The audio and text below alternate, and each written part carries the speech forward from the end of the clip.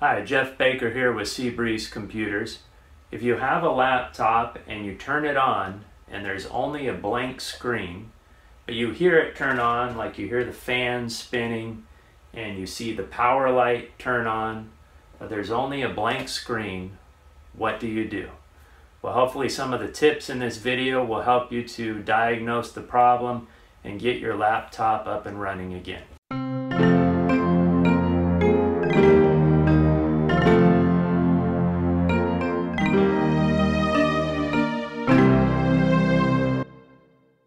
The first thing we want to do is make sure that it's not the battery.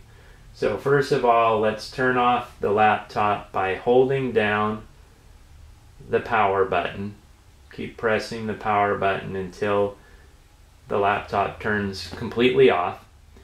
Then close the laptop, turn it upside down, and if there is a battery lock on the laptop, then you want to make sure that it is in the unlock position. And then if there's a battery release switch, you push it over and then press and slide the battery out. It'll be different for different brands of laptops. So we take the battery out and then we can turn the laptop back over and plug the power cord in.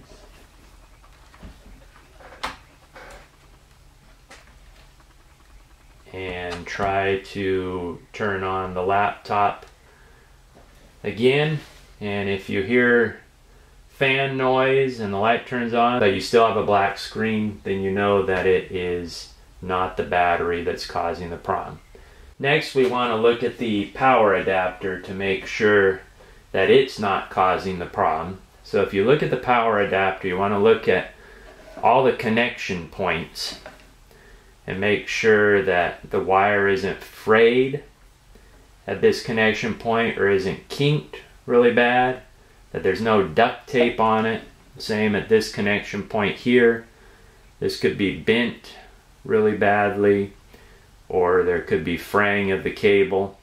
And if while it's plugged into the laptop, if the power light on the laptop flickers when you move the cord around, or the laptop starts to turn off and on while you're moving the cord around, or if there's duct tape on the cord, then you know that the cord is probably bad. So you should get a new power adapter if that is the case for the laptop.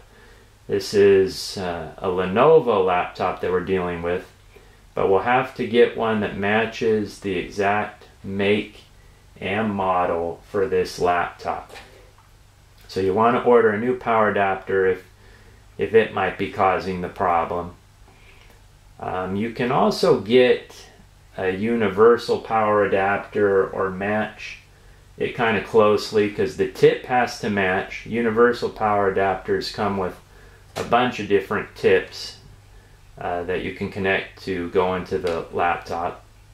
There's another video where I explain how to check if your power adapter is working properly. I'll put a link to that video.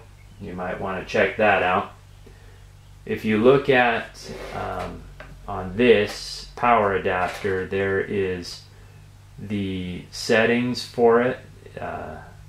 20 volts, 3.25 amps, and the polarity. The most important thing is the polarity. This one is showing that the outside is negative and the inside is positive. If you put a wrong adapter on the laptop, you'll probably destroy the laptop. 20 volts, you want to get another adapter that has close to the same voltage. 19.5 volts might be okay. And the amperage doesn't matter quite as much. You could probably get one that does 2.25 amps and it will work just as fine. So I have a universal power adapter here. Comes with a lot of different tips to go into different laptops. That'll work with most of them. This universal power adapter is a 90 watt, which is probably what you want to get. It's a 19.5 volt, so it will work with a laptop that says it requires a 20 volt, and the amperage is 2.5 amps, so it will work with a laptop that says it requires 3 amps. And I'll put a link for a universal power adapter if you want to try to get one of those to test your laptop with. If you're going to order a power adapter from for the exact model of laptop, you'll want to look at the bottom, not necessarily look at the rating on the power adapter itself, because somebody may have changed that at one point. You want to look at the bottom of the laptop and see what the voltage requirements are. Here it says 20 volts, 3.25 amps. Unfortunately, this one doesn't seem to put the polarity on it, so you would still want to go and look up the Lenovo G570 is what this is, or whatever your laptop model number is, and make sure that you get the correct power adapter requirements. Now, one solution that I've read a lot about, but it's never worked for me in 20 years of repairing laptops, but apparently it has worked for a few people, is with the battery removed and the power adapter removed, press and hold the power button on the laptop for about 30 seconds to reset something inside. You just press and hold, press and hold, and count to 30, and then let go of the power button, plug the power adapter into the laptop, and then try to turn it on. And of course, like usual, it didn't work for this laptop, but maybe it'll work for you. To make sure that it's not the LCD display that is broken, what you can try to do is hook the laptop up to an external monitor. So to do this though, you want to first make sure that the laptop is completely off, and then turn on your external monitor. Make sure that's on first, and then with the laptop off is when you want to plug in the cord to the external monitor into the laptop. So plug that in, turn on the laptop. Now generally it won't immediately display on the screen even if the laptop is going further. You generally have to press a key combination. On some laptops it's function and the F4 key, some it's function F5, some it's function F8, some is function F7. You get the picture. It could be any number of those combinations. You hold the function key and then press F4 possibly. You'll see a little icon telling you that that is the key to press along with the function key to get it to display on the external monitor. Now sometimes that still won't work, displaying it with the function key, but it still could be that the monitor in the laptop is broken. So what you want to do then is see if there's any other sign that it's going into Windows. Like, do you hear the hard drive loading Windows, or do you see a hard drive status light blinking and flashing? Or is it when you turn on the computer, do you just hear a fan noise and maybe the CD-ROM or DVD drive making a noise? If that's the only noise you hear, then it's probably something else internally in the laptop that is broken and not just the display. Another part along with that, if the display isn't working, it could be that it's not just the whole screen that's not working, but it could be the LCD inverter board that's not working in the laptop. To find that out, what you want to do is make sure that the screen brightness is up as high as you can. Usually that's a function key. For some laptops, just hold the function key down and then press the up arrow about 5 or 6 times. It could be a function key, and some other key like F3 or F4 might have the little sun or brightness symbol on it. Make it as bright as you can, and then you still probably won't be able to see the screen, but faintly maybe. Or if you shine a flashlight into the screen, then you might be able to see some faint text and letters on the screen. So look for that, and then you'll have to find out how to replace the LCD inverter board, which you can look for the right one for your laptop model online, and then look up the service manual or the technical manual for your laptop to replace the LCD inverter board. If it's not the LCD inverter board and you're pretty sure it's the display, then you'll have to buy a new screen that goes inside for your particular laptop model. Next, we want to check to see if something on the inside might be causing the black screen on the laptop. So we want to turn the laptop over. Now we want to do safety precautions first. So we unplug the power from the laptop and we remove the battery from the laptop. If you think you might not be competent enough to do this, or you think you might mess something up, you don't want to touch the wrong components inside, the electronic components, and damage something, then make sure that you get a professional to look at your laptop. But if you feel safe enough, then we want to open up this back cover to look. First we'll look at the RAM, see if that's causing the problem. Now on this laptop, there's 1, 2, 3, 4, 5 screws. This is a Lenovo laptop. Each model of Lenovo is going to be different. Each laptop is going to be different. I'm going to remove these screws for this back cover. Now on this particular laptop, the screws don't come all the way out. They just loosen all the way.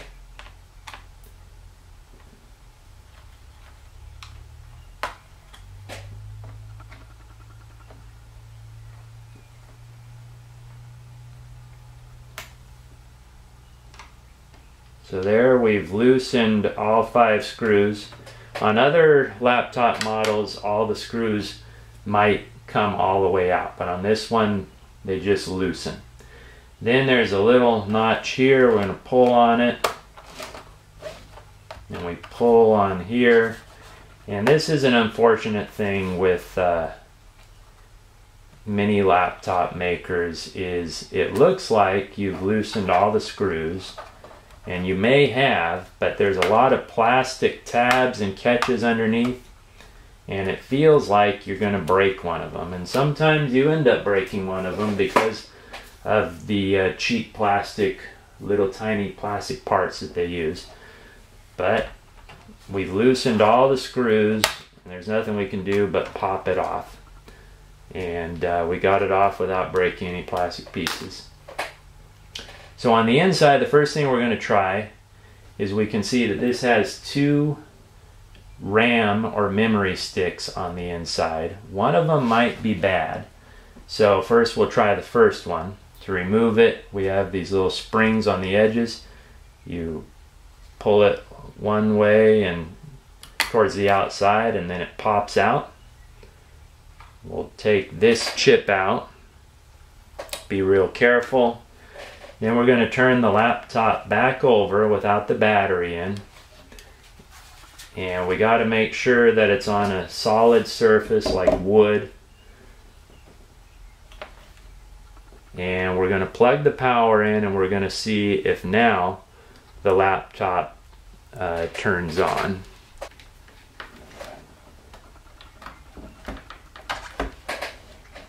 So we plug the power in, we press the power button. And so now the laptop turned on this time. So what it appears to be is that the chip, this RAM chip, is bad. But it looks like the same as the other RAM chip that was inside. So it did come from the manufacturer that way. It wasn't some extra aftermarket RAM installed. So what I like to try, just in case, is maybe the RAM chip wasn't seated well inside of the laptop. So possibly I'm just going to check and see if I put the RAM chip back in to make sure that it was bad. So we're going to check and see if the RAM chip was really bad or it was just not seated well by putting it back in. Make sure we remove the power cord before we do this. Close the laptop. Be very careful turning it over. Don't want to touch anything on the inside. Make sure that the battery is removed. And we're going to put the memory chip back in. First, you want to put these little gold contact edges right into where they connect. Push it in gently as far as it will go. And it's at a little bit of an angle, and then we push it in until it clicks into place with these little spring tabs. So we want to be real careful. Turn it back over. Plug the power cord in. And turn it on.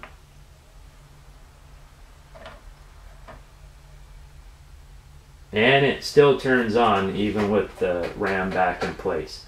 So the problem was that there was something not making good contact with the second RAM chip inside of the computer. So apparently it's okay, but you want to make sure that the memory is okay. And the way you do this is you want to do a memory test or run a lot of programs in Windows to make sure that the memory chip is okay. Make sure you don't get any blue screens or any errors. But you might want to get a program like RAM Test or some other memory testing program and let it run for 4, 5, 6, 7 hours and do a lot of passes and see if there's any errors during those passes. If there's any errors, then you know you probably have a bad chip and you want to replace it. Now, if it hadn't worked by taking out this memory chip, then we would want to check the other memory chip, since this computer has two. So what we would have done is taken out the bottom one and then replaced it with the first one in by itself and tested it again. If both memory chips don't work, then we would go on to the next step, disconnect the hard drive from the laptop, which involves removing these two screws here and pulling it out of its socket here. Then trying to turn on the laptop again and see if the laptop turns on or not. If that still doesn't work, you'll want to find, well, you will find that it could be the motherboard on the laptop. If it's the motherboard, then it's pretty much not worth replacing. Sometimes what it is, it's the GPU or the graphics processor unit on the computer that has gone out and causing it to have a black screen. If you want to know that for sure, you'll want to look up the service manual for your model of laptop. So look on the bottom of your laptop to see the make and model, and then type that into a search engine and look for the service manual or the parts replacement manual. So when you look up in the service manual how to take apart the laptop and see where the graphics chip is, you could take a hair dryer and blow on that chip with hot air, that graphics processing unit, for about a minute or so, and then you can try to turn on the laptop again and see if the laptop turns on. That will tell you if it was the graphics card. But you probably won't be able to replace the graphics card because it's soldered onto the motherboard. So you pretty much have to get a new motherboard or a new laptop to fix the problem if that is the case. But you may be able to turn it on for a little bit and see that was the problem. So if you find out that the motherboard was the problem and you can't get the computer to turn on and not have a black screen, and you have important data on the hard drive, you'll want to remove the hard drive from the computer, which you can find out how to do with the service manual, or you can just remove these screws and pull it out. Now most hard drives today are SATA hard drives, so they should be pretty easy to connect into your desktop computer. If you take apart your desktop computer, then you plug in the SATA power cable and the SATA cable into the hard drive in your computer, and then turn your computer on, your desktop computer, and you can access that data. Another thing you can do is you can get what's called a SATA to USB adapter, which will plug into here and then plug into the USB port of your computer. I'll put a link to that adapter in case you want to get the data off that way. So if everything is working, once we did the RAM chip, maybe you ordered a new RAM chip or you just took one out and you're going to use it with less RAM, we can just put everything back together. We put the cover back on, which we do it opposite way. We got to put all these little plastic tabs into their slots, which can be hard to do, and then push down on all the sides and corners. You hear a lot of popping noises. And then take these 5 screws on this one and tighten them. Just tighten them so they're barely tight. You don't want to over tighten them because you don't want to strip it. So very gentle. That way you can undo it anytime you need to.